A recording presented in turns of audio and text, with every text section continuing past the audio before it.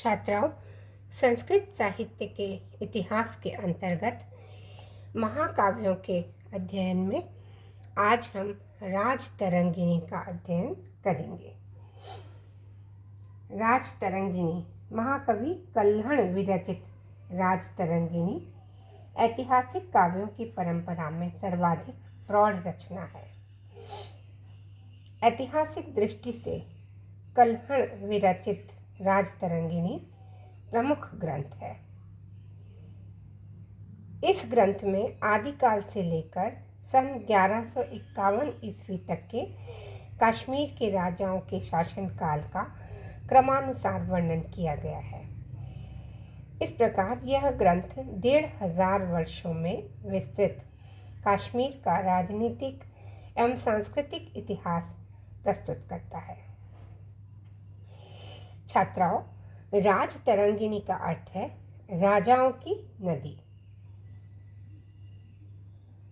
यह वह पुस्तक रूपी नदी है जिसमें राजाओं का उत्थान पतन वैसे ही देखा जा सकता है जैसे नदी में तरंगों का। राजा भी तरंग की ही तरह कभी उठते हैं और कभी गिरते हैं।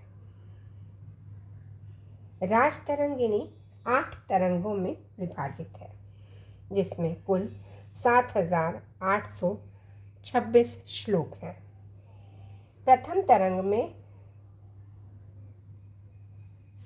8 तरंग जो हैं, उसमें जो प्रथम तरंग है उसमें गोनंद प्रथम से लेकर अंध युधिष्ठिर तक के 75 राजाओं के शासन का संक्षिप्त वर्णन है। द्वितीय तरंग में 6 राजाओं के 192 वर्षों का शासन वर्णित है। तृतीय तरंग में गोनंद वंश के अंतिम राजा आतादित्य तक के 10 राजाओं के 536 वर्ष के राज्यकाल का विवरण मिलता है। चतुर्थ तरंग में 260 वर्ष तक शासन करने वाले 17 राजाओं का इतिहास निरूपित किया गया है। पंचम तरंग में अवंती वर्मा के राज्यारोहण के साथ उत्पल वंश के सूत्रपात का वर्णन किया गया है। षष्ठ तरंग में 10 राजाओं का 936 ईस्वी से 1003 ईस्वी तक के राज्यकाल का वर्णन प्राप्त होता है।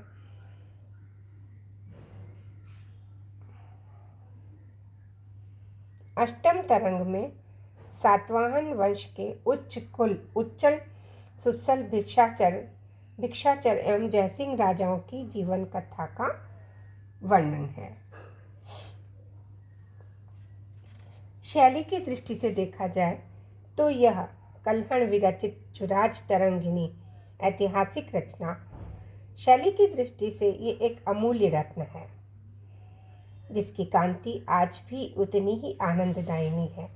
इसकी वर्णन शैली सहृदयों को आज भी अपनी सरसता और सरलता से आकृष्ट करने वाली है। जहाँ तक रस का संबंध है, राजतरंगिणी में शांत रस का प्रवाह है। अलंकारों का प्रयोग करने में भी महाकवि कल्हण कुशल थे। उन्होंने उपमा, उत्प्रेक्षा, रूपक, दृष्टांत, व्यतिरेक, अतिशयोक्ति आदि अलंकार का बहुतायत में प्रयोग किया है। उन्हें ये अलंकार अधिक प्रिय थे।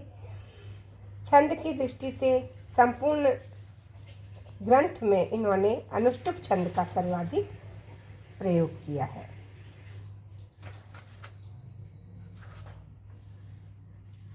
आज हमने जो कल्हण की राजतरंगिणी के विषय में अध्ययन किया, नेक्स्ट टाइम पर हम इसके आगे का अध्ययन करेंगे।